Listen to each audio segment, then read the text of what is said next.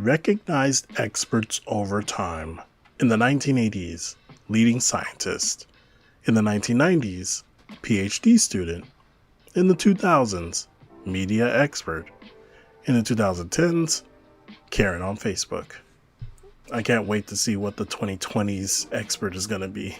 Hey guys, I'm now an anti-vaxxer because vaccines are the leading cause of adults, and those annoying pieces of are everywhere. Alright, why the did our parents let us play in these things? Like, this was essentially a bacteria factory, and parents just said, have at it. Because we were vaccinated? Our hearts go out today to those injured in El Paso. Our hearts go out every day to those injured by vaccines. Unfortunately, more people are injured each day by vaccines than were injured today in El Paso. I wish the media covered all injuries equally. If the media covered all injuries equally, I'm pretty sure vaccine injuries would be near the bottom of the list, if at all. Honey, can you see if the baby is sleeping? Quietly opens door. Vaccines are poison. Nah, babe, she woke. Your baby will thank you. Nope, she did. Anti-vaxxers. Vaccine that has been tested for 30 years? Is this mercury? I saw kids die daily from measles in Kenya. I saw a woman carry her child 30 miles on her back to get him vaccinated. First world parents who don't vaccinate are spoiled fools.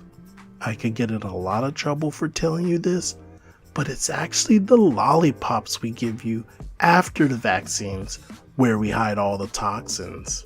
Shocking video shows Arizona police officers forcing their way into a home to remove an unvaccinated toddler who had a 105-degree fever. Now, some more context on this story. CPS was actually called on these parents, so it wasn't just, oh, this little kid had a fever. There was also more kids in the house, and there was vomit, filth, everything was there. So this was not we're just going to take the kids because of a random incident. This was a long-standing problem. I'm going to try to be nice about this, because being the I really want to be right now will not work. My 3-year-old school just called. A kid with a religious exemption from vaccines was just diagnosed with pertussis. My 3-year-old has not yet had her last DATP shot. She is currently home with a 102-degree fever and cough with her 4-month-old baby brother. This illness could potentially be deadly if he were to catch it. Is this getting through to anyone? My 4-month-old could die if his sister has contracted pertussis from her classmate who had no legitimate medical reason to not be vaccinated and could have been fully vaxxed for it by now, as he's already 4, and passes it on to her baby brother. I constantly hear the argument, well, it's my child, my choice. No, just no. It's everyone's child, your choice. Unless there's a legitimate medical reason for you not to vaccinate your child, and not just some religious or Google-biased reason, please vaccinate your children. Okay, thanks. Anti-vaxxer group furious after study they funded debunks vaccine autism link. Congratulations, you played yourself. In my practice, you will vaccinate, and you will vaccinate on time. You will not get your own spaced out schedule that increases your child's risk of illness or adverse event. I will not have measles shedding children sitting in my waiting room. I will answer all your questions about vaccines and present you with facts. But if you will not vaccinate, then you will leave my practice. I will file a CPS report, not that they'll do anything, for medical neglect too. I have patients who are premature infants with weak lungs and hearts. I have kids with complex congenital heart disease.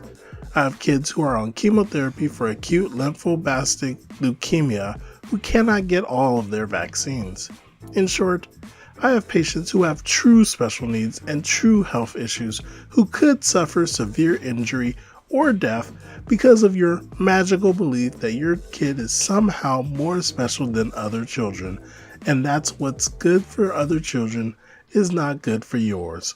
This pediatrician is not putting up with it. Never have, never will. My kids are unvaccinated. What essential oils can I use to prevent them from catching measles? Don't use essential oils. Use large amounts of fermented Swedish herring, smeared liberally all over their bodies, several cans each day. That should keep all other human beings far enough away from them that they're not likely to catch measles. As a couple of commenters have already pointed out, this is also highly effective at preventing teen pregnancy. Well, that was our Vax Happened. I hope you enjoyed, and if you did, then please let me know and comment below. If you like what you see, leave a like, pretty please. Subscribe as well and ding that little bell. I'll see you in the next one. Cheers.